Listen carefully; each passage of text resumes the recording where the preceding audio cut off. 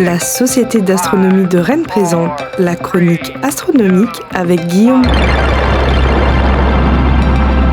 Découvrez l'actualité des phénomènes spatiaux. Bonjour à tous. Pour ce mois d'août, plein phare sur le Soleil, qui sera au centre des attentions le 12 août pour l'éclipse totale de Soleil. Nous consacrerons l'essentiel de la chronique à cet événement. Qu'est-ce qu'une éclipse de Soleil ? La différence avec une éclipse de Lune ? Comment observer l'éclipse du 12 août ? Où se positionner pour mieux en profiter ? Et surtout, quelles sont les précautions à prendre pour observer l'éclipse depuis la Bretagne ?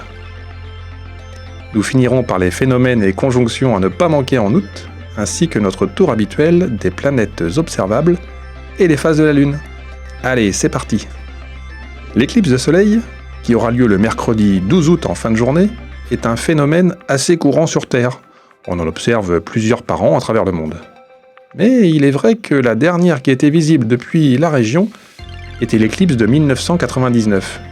Elle était partielle en Bretagne, mais totale en Normandie par exemple. Certains se souviennent peut-être que ce 11 août 1999, la météo était assez capricieuse et tout le monde n'a pas pu profiter pleinement de l'éclipse.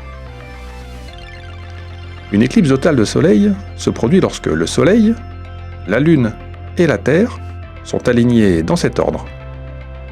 Par chance, la taille apparente du disque solaire est souvent égale à la taille apparente du disque lunaire dans le ciel. Je dis souvent car la Lune n'est pas toujours à la même distance de la Terre, et donc sa taille apparente varie. De plus, la Lune ne passe pas tous les jours devant le Soleil. Elle n'est pas toujours sur le même plan que le Soleil.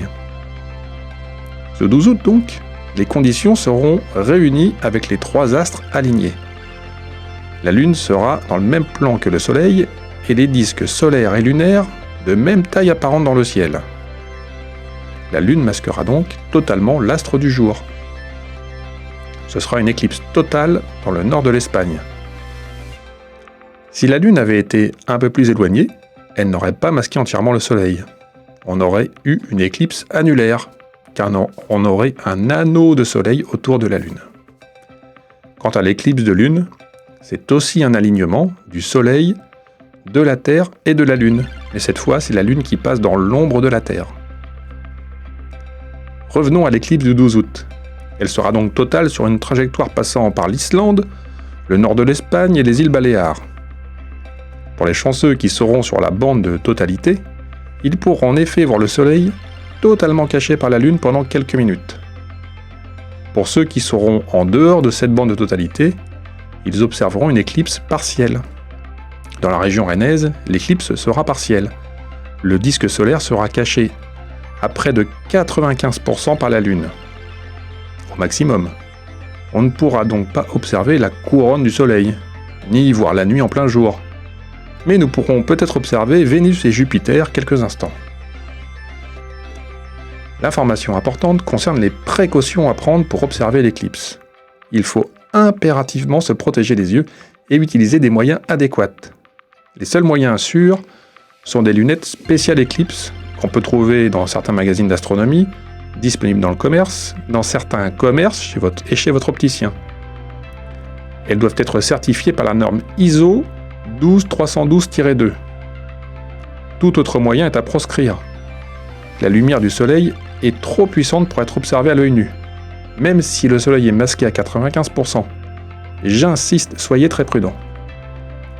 Une fois que vous aurez équipé de vos lunettes spéciales éclipse, conservez-les précieusement jusqu'au 12 août. Elles ne doivent être ni rayées ni abîmées. Ensuite, il faut trouver un endroit adéquat pour observer le spectacle. L'éclipse se produira un peu avant le coucher du Soleil, donc l'idéal est de se positionner sur un endroit un peu surélevé, avec une belle vue dégagée vers l'ouest. L'éclipse débutera pour nous à 19h23 pour se terminer à 21h12. Le maximum de 95% sera atteint à 20h19. Donc pour résumer, le 12 août, prévoyez de vous rendre sur un endroit un peu en hauteur, avec une vue dégagée vers l'ouest. Mettez vos lunettes éclipse en parfait état à partir de 19h23 et ne les retirez qu'après 21h12. En tout cas, Mettez toujours vos lunettes avant de vous tourner vers le soleil et retirez-les une fois dos au soleil. Si vous avez prévu d'être en vacances en Espagne cette année pendant l'éclipse, alors profitez bien de la totalité si vous êtes sur la trajectoire idéale. Pour ceux qui se découvriraient une passion pour les éclipses, l'année 2027 sera encore une fois l'occasion de profiter d'une longue éclipse solaire qui passera par le sud de l'Espagne cette fois, le nord du Maroc, l'Algérie, la Tunisie et l'Égypte avec une éclipse totale jusqu'à 6 minutes. Et en 2028, l'Espagne, encore une fois, accueillera une nouvelle éclipse mais annulaire cette fois.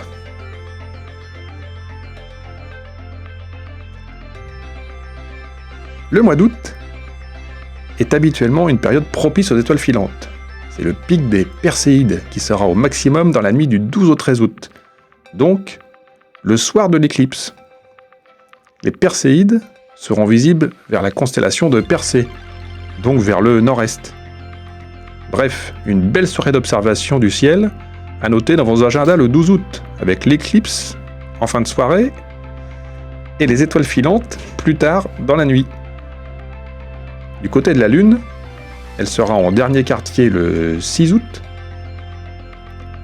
pleine le 12, donc idéal pour observer les Perséides, en premier quartier le 20 et pleine le 28.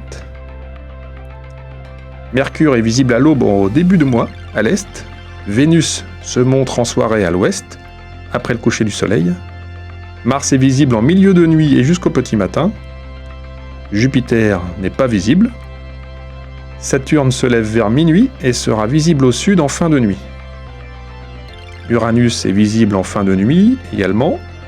On profitera d'un beau spectacle le 8 août vers 6h du matin avec Uranus en plein milieu du Taureau, la Lune en croissant juste au-dessus, Mars à l'opposé des Perséides par rapport à la Lune et Orion en dessous. Quant à Neptune, la seule planète découverte par le calcul en 1846 par l'astronome français Urbain Le Verrier, elle est proche de Saturne sur la voie céleste, à chercher donc du côté des Poissons. Ce mois d'août est sans conteste le mois de l'éclipse totale de soleil. Préparez votre soirée d'observation en vous installant un peu en hauteur avec un horizon ouest bien dégagé. Ayez avec vous vos lunettes spéciales éclipse et profitez du spectacle avant le coucher du soleil. Prolongez ensuite votre soirée avec les étoiles filantes des Perséides vers le nord-est. Le mois d'août se tiendra la traditionnelle Nuit des étoiles, les vendredis 7 et samedi 8 août. Le vendredi 7 août, la Société d'astronomie de Rennes vous donne rendez-vous à la Maison du Parc de Beauregard à Rennes. Le samedi 8 août, l'Observatoire de la Couillère ouvrira ses portes pour le public à partir de 16h, avec observation du soleil, séance de planétarium, visite de la grande coupole, chemin solaire, conférences, observation des étoiles, galaxies et nébuleuses au télescope. Surveillez les publications de la Société d'astronomie de Rennes sur les réseaux pour plus de détails et pour certaines réservations. Belles observations et à bientôt!